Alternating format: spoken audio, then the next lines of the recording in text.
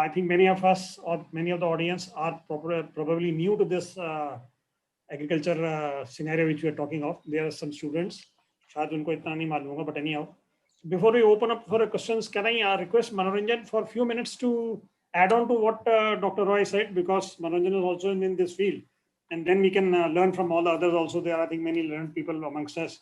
So Manoranjan, can I request in a couple of minutes that yes, what these X do particularly mean, good, bad, nice, and what should be the way forward, whatever it is. Yes, Manoranjan, it's your call now.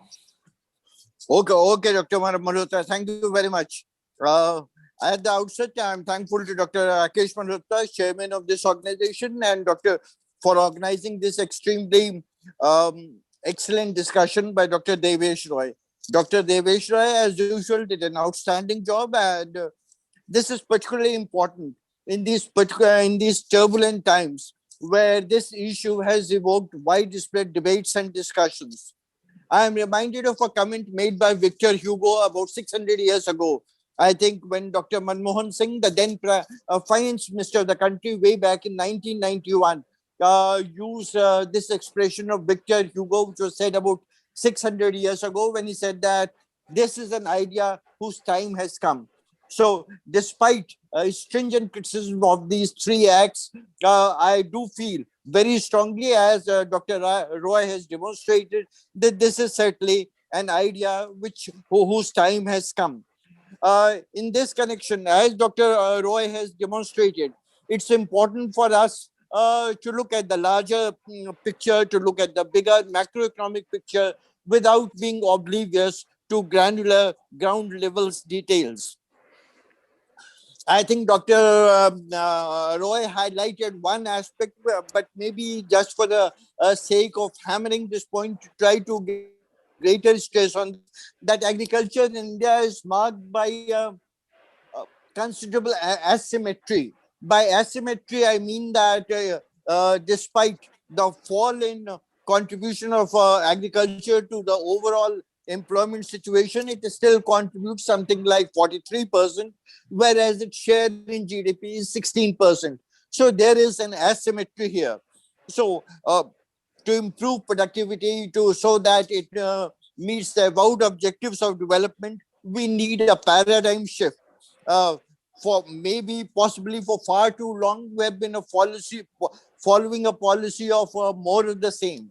In view of the VUCA times, which Dr. Roy illustrated very well, maybe there is a need to effect some kind of a paradigm shift, some kind of a game-changing approach. And such discussions are particularly meaningful, relevant in the present context.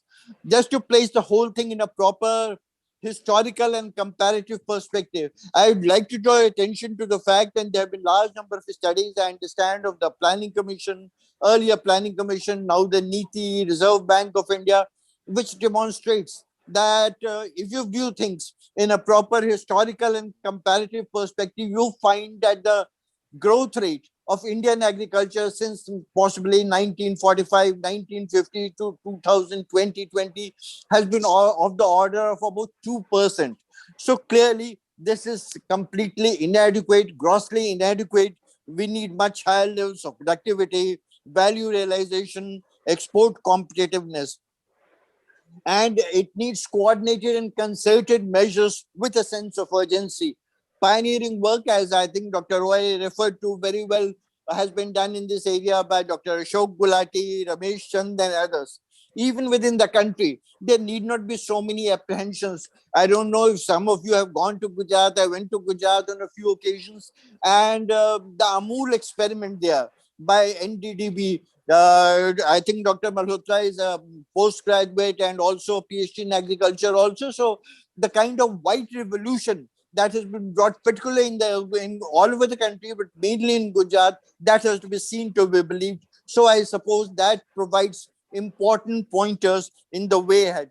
Another issue which you have been seeing in NABARD, also in anecdotal reports, other studies, that the farm gate price, I think Dr. Roy mentioned to it, is something of the order of about 1/3 of the value of the price which is paid by the ultimate consumer. So these acts also try to bring about some kind of a complete game-changing breakthrough, disruptive changes. So, because if you bring about disruptive changes, then obviously there would be some repercussions. There would be obviously, but I think we need to look at the longer picture. And the issue of trade also has to be increasingly seen as part of the overall picture of growth and transformation of Indian agriculture.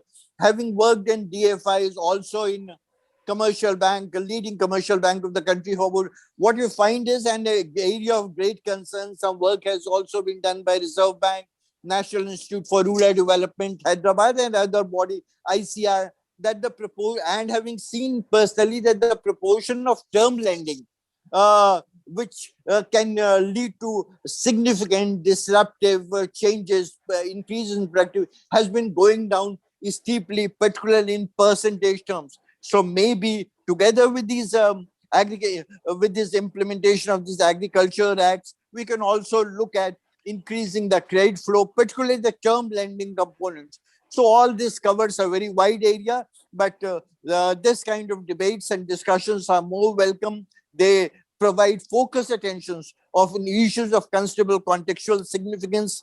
On behalf of the participants, on my own behalf, I am thankful to Dr. Devesh Roy, deeply thankful to Dr. Roy for making an excellent and brilliant exposition. Also thankful to Dr. Rakesh Malhotra for giving us an opportunity to part in this excellent, insightful, and greatly meaningful debate at the present difficult times. Thank you all. Thank you, Dr. Sharma. So nice of you for your kind words. Yes, I think now we should have little deliberation on the issue. जो कुछ देवेश जी ने कहा उसके ऊपर कुछ और add या कुछ क्वेश्चन करना चाहते हैं, हम में से मैं जानता हूँ कुछ लोग शायद एग्रीकल्चर सेक्टर से नहीं हैं, कुछ स्टूडेंट हैं, तो that is what I think we should take full use of all the learned people we have over here and encourage everybody कि इस इशू को समझें. भाई आफ्टर ऑल है क्या, इतना हौला क्यों हो पा रहा है, सही है गलत है, it's all different issue. Scientific economic के पॉइंट ऑफ व्यू से कहाँ हमें जानना है, तो the floor is open. You can just unmute yourself, raise a question, and probably then one or two questions we get, and then we can get the answers from Dr. Roy or Manoj or anybody. Yes, please. Anybody who would like to? I have a question, sir. Yeah, Sirjan. Yeah, you can go ahead, please. Firstly, thank you, Dr. Roy, for organizing this very detailed presentation. It was actually very enlightening. Although I do have certain questions that have been going on in my mind, I'll be asking two questions. So the first one is that, especially keeping in mind the pandemic, we have seen how commodities that were essential for the treatment of COVID, right, like remdesivir injections until a point of time. We saw there was a serious black marketing and hoarding of those products, and what essentially costed a few thousand rupees went into lakhs of rupees. And there were demands from various scholars and various people of including those life-saving drugs into Essential Commodities Act 1955. So, sir, won't you think that this particular provision, Essential Commodities Act 2020, will be harmful to the consumers as well? I don't have any direct connection with agriculture, right? But as a consumer, since the entry of private sector,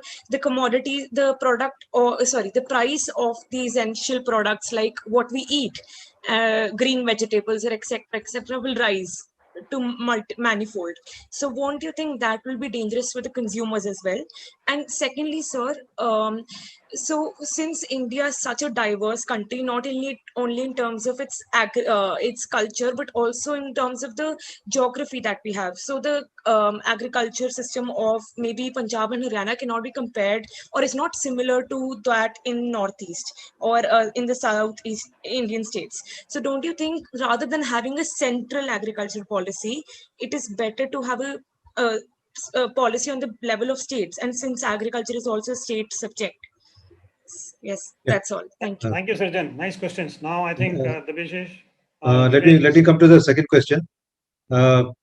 Actually, agriculture is a state subject, and as I have already discussed that right from the model 2003 APMC Act till the APML Act 2017. So the response from states, of course, they have carried out some amendments or the other. But the fact of the matter is that the reforms, the states have always been lukewarm rather than they haven't been too enthusiastic about reforms. And yes, certainly, we different states they need to have their own acts, but the Central Act is certainly a guiding force. And also, most important is that with modernization of agriculture, there is a need to transport goods from one state to another, because the farmers need to have the best price, so they can sell their produce to anywhere in the country. And for that, there is a need to coordinate interstate transport, interstate movement of commodities. So for that, of course, the Central Act will be of help, and states definitely can have their own acts, which could be in sync with the Central Act. And of course, the ECA, as you have said, the Essential Commodities Act, there are certain issues regarding the prices. Of course, as per the Act, the Amendment Act, which has definitely much better than what it was, much better than the existing Act. And it is only in case of extraordinary price rises or extraordinary events that there could be restrictions. But however, this is something which can be debated, as you said, about the present situation, and where, of course, the government of the day responds adequately to such system. But I feel the Act as such, the Amendment Act as such, with certain tweaks, maybe it could be better than what it was, much better than what it was. Thank you. Thank you. Thank you, sir. Yes, sir. Next person, please. Yes, Shiv Kumar, you want to have something? No. Yeah. Please go ahead. I must congratulate Mr. Devesh for Thank you. giving us a very enlightening when the agriculture front, most of this is a need of the hour, and also it is very much required by economic upliftment also. So my question to you, sir, is India, we have a lot of marginal farmers. We don't have large and means very big farmers, and also marginal and very 1 acres, 2 acres land holding farmers. So now actually, in order to get a good means low cost means inputs and all, providing with the farm mechanization, would this total lands can be amalgamated, and any things thinking is going on such that amalgamating the smalls, holdings into a large, and then they are doing farming, then I think the productivity also will go up, and the benefit to each farmers, again, that can be shared on the pro rata acre basis. It will also be beneficial. So that is the first thing, sir, what I'm interested. And secondly, now the lot of this strike is going on near Delhi by the farmers, like agitation and all. So here mostly whether they are not aware of the fact what the APMC Act and all, what the benefits they are going to get and all. So there's a large, many farmers, they are getting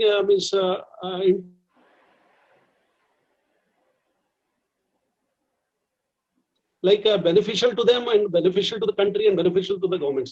Can you please throw light on it? Yeah, okay. Now, regarding the majority of farmers being small and marginal, one thing, of course, is to have FPOs, farmer producer organizations, which can act as aggregators of produce, or aggregators of machinery, aggregators of processing activities, etc.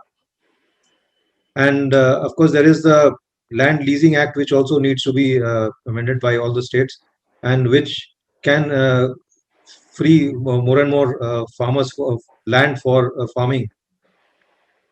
And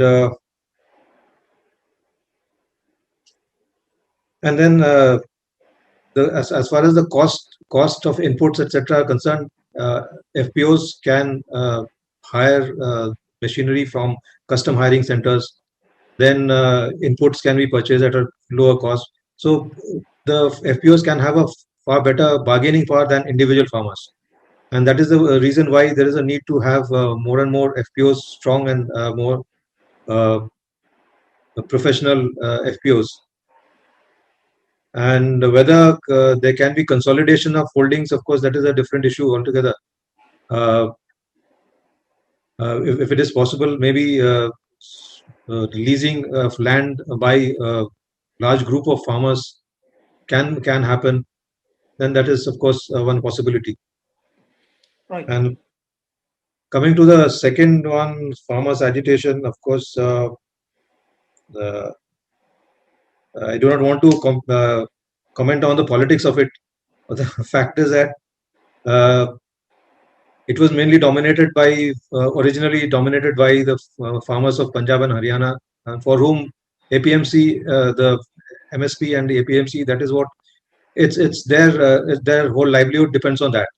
And then there are the middlemen also who depend solely on the thing. So the fact is that there is a need to have wider consultation. There is, in fact, what I can say about the government, in spite of there are complaints that there have not been adequate consultation. But the fact of the matter is that they had called the farmers several times, at least 8-9 times, the farmer groups. But there must be some give and take instead of just sticking to one point of abolition of the acts, etc., which certainly is not the right thing. There can be amendments, there can be discussion. Let there be a timeline, and all stakeholders can come together and find a solution. Right. Thank you. Divesh and मनोरंजन जी, एक idea आता है हम लोगों को जो नवाड में थे कि लैंड बैंक का कंसेप्ट हमने कभी रिसर्च नहीं किया प्रॉब्ली ना, तो since Shiv Kumar was saying land holding and everybody knows they have become so small that agriculture is an unviable, unremunerative business as per my experience. So that is, I don't know how land banks can do any change to it, but anyhow. Yes, sir. Anybody else who would like to interact? Sir, there is a question from PK Jena. Yeah, please. Jena ji, please go ahead. So it's there in the chat box. Can you read it out? Yes, sir. So the question is, how does a marginal farmer get full advantage from the present reforms, and who does the hand holding, and who does the hand holding for them? Yes, Devesh. Yeah, it's as I said, we must more and more focus on the FPOs, to strengthen FPOs, and then NABARD is in a big way has been supporting the promotion of FPOs. The capacity building of these FPOs, NABARD has been supporting. And then there's the Small Farmers Producer Organization, SFSE of Government of India. They are also into promotion and supporting of the FPOs. So for the benefit of the small and marginal farmers, it is through this system where they are organized and they're supported by different schemes, and they get bank loans and other support systems. So that way, the best approach towards farming in India is through the FPO route. Right. Thank you. What is the experience of NABARD right now in that? I think already NABARD is in this for quite some time. How these FPOs are doing? I mean, Madhya Pradesh, I had seen quite a few. I mean, so how are they doing now? What is your experience? And do you think that will be a sustainable model in the long run? Good morning, sir. Firstly, let me introduce Mr. PK Jena. He is ex-regional director of RBI. Oh, great. Welcome, sir. Thank you. Yeah, tell. Yeah. Yes, of course. NABARD has been in the forefront of promoting and supporting FPOs throughout the country, and they also have the onerous task of, in fact, not just onerous. I'll say that it's an honor for NABARD that government has given it the task of helping the promotion of 10,000 FPOs, and there are a number of success stories. And as Mr. Jena has seen, I was in Bhopal and he too was in Bhopal. In MP, there are some very good success stories. of FPOs who have been doing good work in terms of uh, processing and marketing activities. They have been involved in other social activities. And of course, there are FPOs which are not being managed properly. They are dominated by a few people who even tend to exploit the small and marginal farmers, the members. But there are also well-managed FPOs. So the experience has been mixed.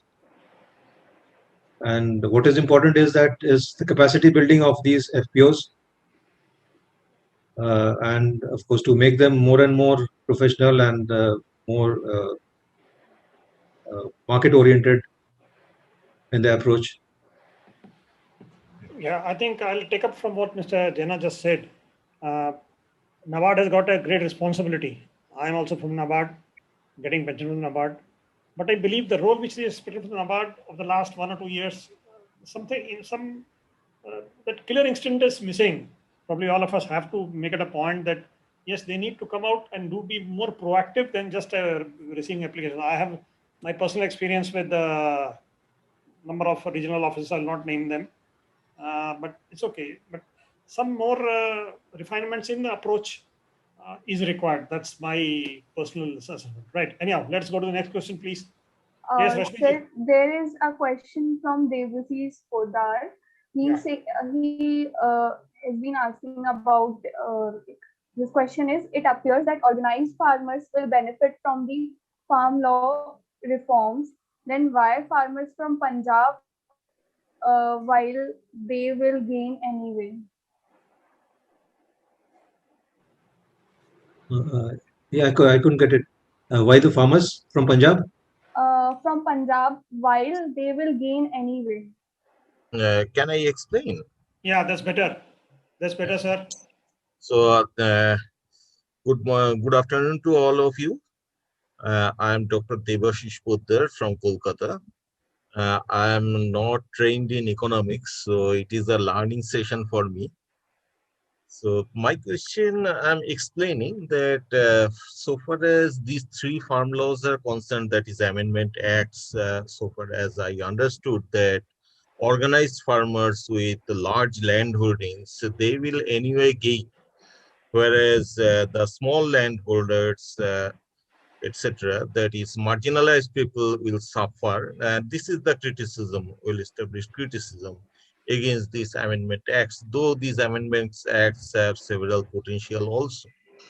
But what we are seeing that farmers from Punjab, they are agitated, they are reaching out to Delhi, etc. But across the country as such, there is no organized farmers protest as such. So why only Punjab?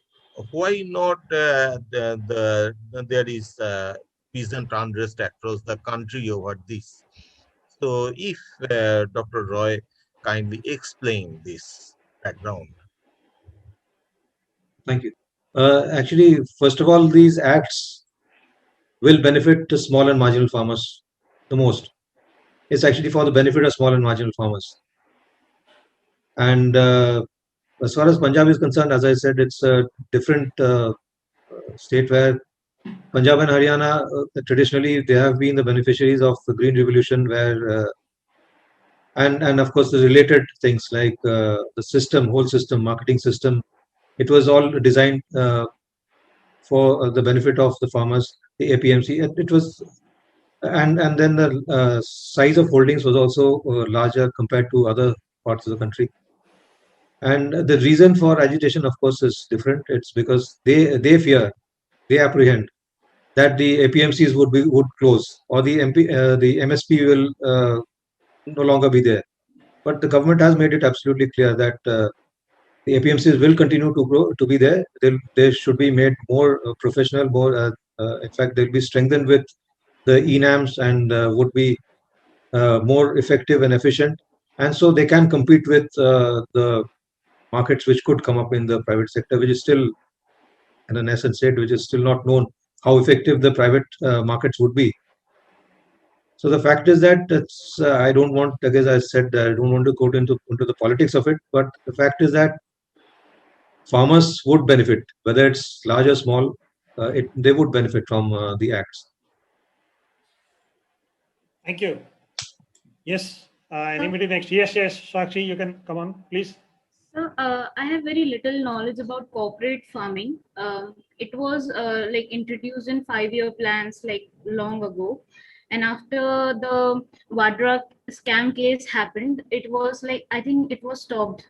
The cooperative farming, the scam where the lands were taken from the marginal farmers and they were given land in other places where they could produce produce their like whatever farm they can do farming and all and produce grains and all. So have we lost our faith in cooperative farming? Like, are we not looking forward it, even though like it is very beneficial for marginal farmers? They can come together and produce on a large scale and gain enough income from themselves also. So are we still looking forward toward cooperative farming, or have we dropped the idea?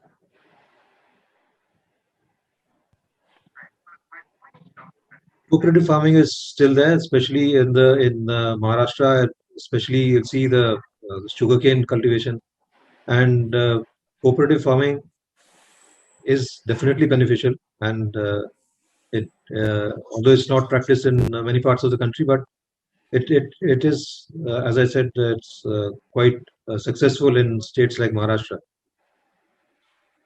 And anybody can add to it. What Sakshi, I'd like to add to what Dr. Roy said is, yes, not an agriculture such, but even dairying is also one of the cooperative farming, you can say. So, but yes, again, there is a very interesting question which I'd like to pose. I am myself from dairy field.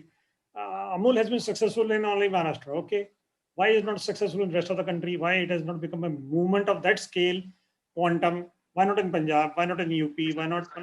So these are very interesting questions. Probably yes, we can always discuss things. But yes, cooperative farming is there, and they are more confined to, I think, sugarcane. I stand to be corrected, and also to district center cooperative banks and packs, which they are over supporting them. Yeah, I think there's a question from Mr. Dinesh Kumar. Dinesh, why can't you please read it up so that everybody listens to it? Dinesh, can you hear me? Hello. Actually, my net connection is coming and going, so I was having a lot of problems. That's why I typed it out. Okay, still, but I think we can listen to you very clearly. If you can just speak up without the video, then that's also fine. See, the Bihar experience is being quoted by all the farmer groups here to oppose the reforms, or the proposed reforms rather. So how do you place this in the context of the reforms carried out in Bihar? That's one point. And to aid diversification, are there programs like Bhavantar of any much use in this context? These are 2-3 issues which are coming up here, because the apprehensions are really deep-rooted. I know it is localized to Punjab, Haryana right now, but the localized protests are really emotional now. I would like to give a ground level feedback from here that it is highly emotional and surcharged. Those apprehensions do need to be addressed by us if we want to ground them in reality on the ground. So we have to take up issues like what went wrong in Bihar, if at all, and how can they be improved upon, and how do these farm laws therefore ensure that this goes right and in the right direction. These are 1 or 2 issues which just came to mind. Thank you. Yes, Dr. Roy. Bihar, of course, the experience, since it had abolished the APMC, and there appears that there have been some improvement compared to what it was. I had some data somewhere. Although overall it's not encouraging, but still it is better than what it was compared to when there was an APMC.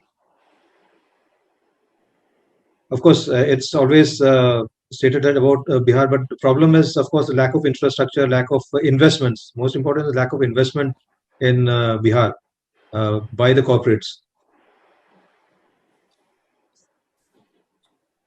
Right. Well, I don't know if you look at it purely as a corporate investment as such, through term loans across India and in the states I worked in has been very poor. Even by farmers themselves, large farmers itself, it has been basically crop loan oriented. Yes. Leaving that aside, the main emotional tool or apprehension expressed here is the impact, if any, on farmers' incomes in the next decade in case this is implemented. Unless we are able to address this apprehension, the opposition will be there. So that's one area which we need to concretely work upon, all of us, to make sure that these apprehensions are allayed, or at least they are satisfied that the government will be there to work on any loose ends which keep coming on along as the laws are addressed. This is one point which is there. It is very deep rooted, be it a landlord or be it a small farmer. All have combined on this. In fact, for me, the strange part has been the alliance between the Aarti and the farmer, which to me, my mind was really surprising, because all these years, the Aarti and the farmer were at the opposite ends. But now even they have combined. So these are areas which are genuinely, there are apprehensions and which need to be addressed by us. Yes, I think what Dinesh is trying to point out is one of the very critical and pivotal points. Yes, probably we need to have a lot of more research on that. So let's all sit together separately and work on it. But any suggestion to this, Manoranjan, or anybody would like to add to especially Dinesh's point? I think it was quite valid.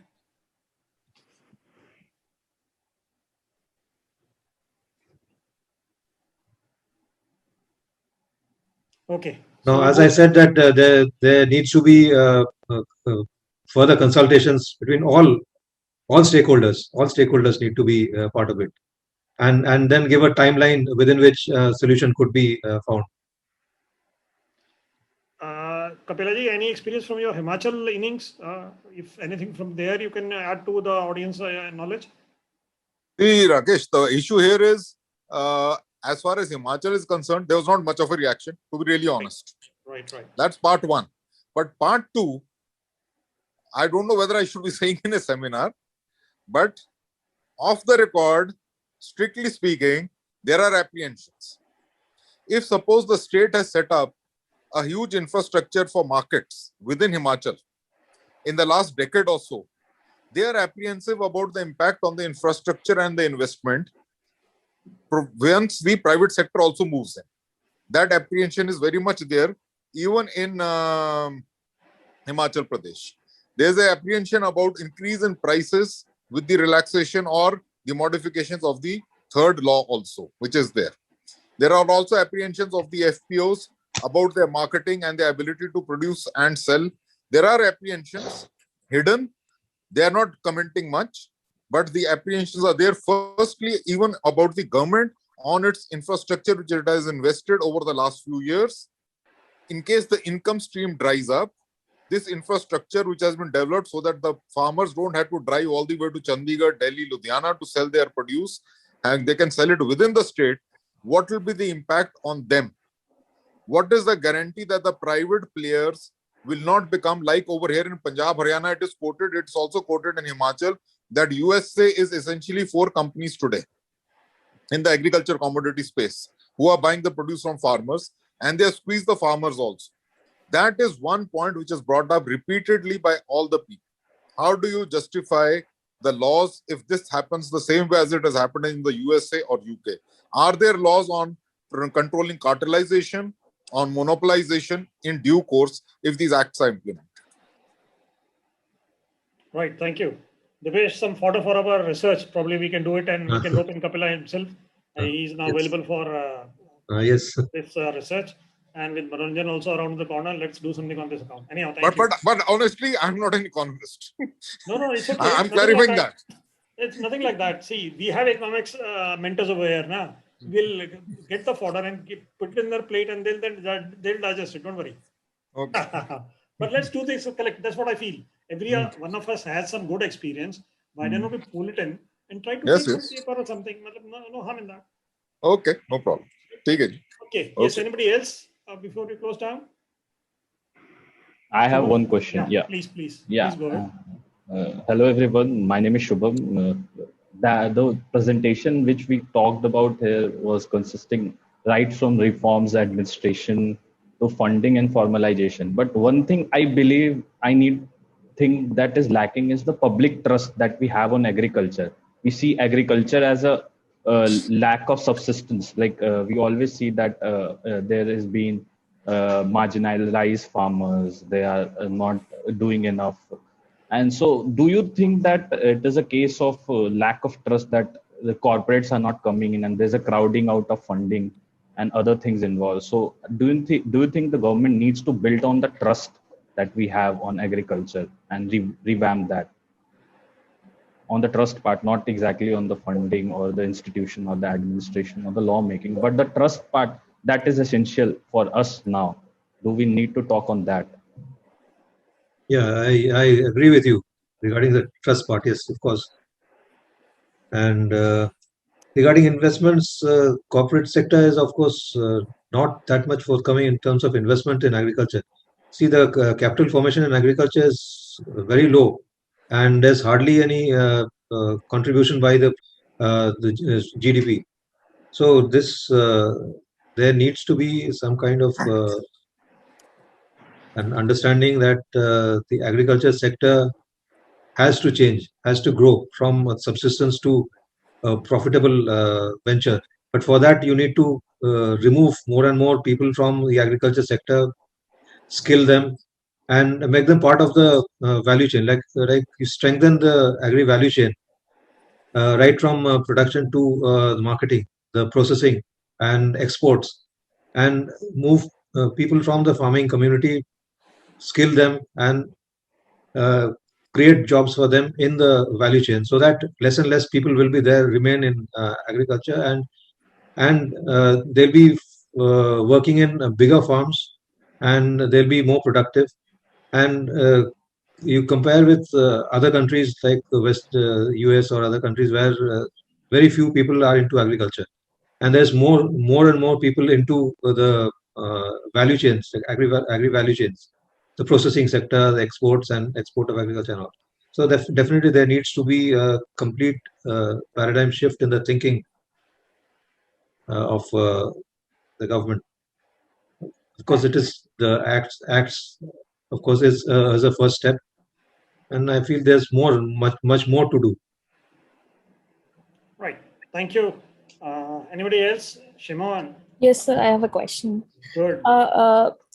Thank you, sir, for that enlightening presentation. I've always been curious about the role of middlemen. So there is this understanding that intermediaries like commission agents, traders, wholesalers, they take a major chunk of profit from farmers and are often vilified. But a recent study shows that these intermediaries, they help reduce the risks that are faced by farmers because they often pay them for the produce before they themselves get paid. And this market system with so many intermediaries at so many levels is more a rational response to the dominant structure and the condition of Indian farming, which is characterized by tiny farm sizes.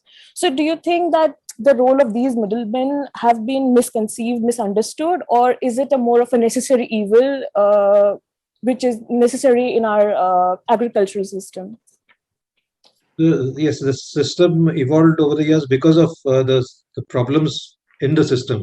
That is the APMC system, and the farmers, while carrying their produce, they sometimes came to the market. They could not find the right price, and they had to dump their commodities. And then the middlemen came into the picture. They provided other services. They provided, apart from quality aspects, they from quality to price to credit support, so informal credit support, that is. So they provided all sorts of services to the farmer.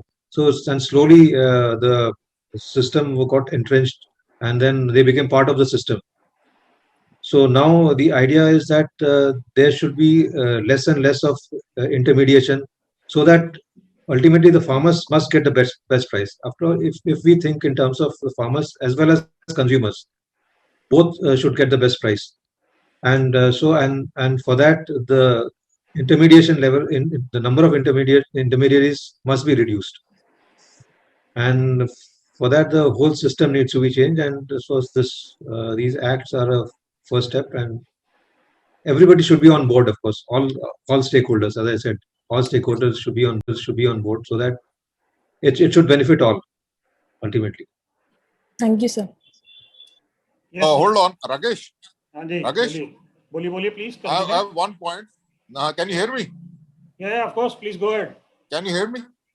Yes. The Artiya is formal part of the marketing setup. Let's be very clear. Kindly go to the market yard. The produce is brought from the farmer. The Artiya aggregates, cleans and grades it, makes it a marketable lot. Then only the procurement agency buys it. In Punjab, Haryana, he has been made a part of the system. Yes. He is the one who issues the J form, etc. Then the other agencies move in. So therefore, the Artiya provides informal support also, but is also part of the formal structure. It's another story how they pay, they set off how much interest, how much they charge, etc. But the fact of life is he's also part of the system to some extent.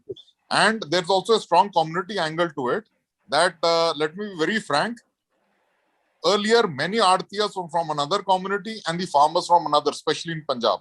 Now essentially they are all from the same. So there's a degree of oneness also which has come in during the current agitation. We have to appreciate that also. Thank you. Thank you, Dinesh. I think that is what the question Shimon was raising. How good or bad the role of Artiyas is. It is there. Yes, probably again a big topic. Yes, we can again sit and discuss on it, Shimon. Thank you for that. Probably I believe we did have a lot of long innings than what we had contemplated. I'd like to now thank all of you, especially to have taken out the time and had discussion with us in this wonderful Saturday when everybody is so busy. घर के काम करने होते हैं. So still you all were together. So nice of you. I'd like to thank Dr. Roy for making it a point to have acceded to my request and also made a presentation. We have opened up one of the Pandora's box, but yes, we'll keep on discussing. We'll gain from the experience of other people we have around here. I'll request Manoranjan, Kapila and other people probably in the team so that some burning issues can be studied or researched in more detail and some tangible recommendations analysis we can do. So thank you everybody, sir. Thank you. Thank you very much. Thank you very much. Please meet again. Safe, be healthy. Bye-bye. Thank you. Bye-bye. Bye-bye. Bye.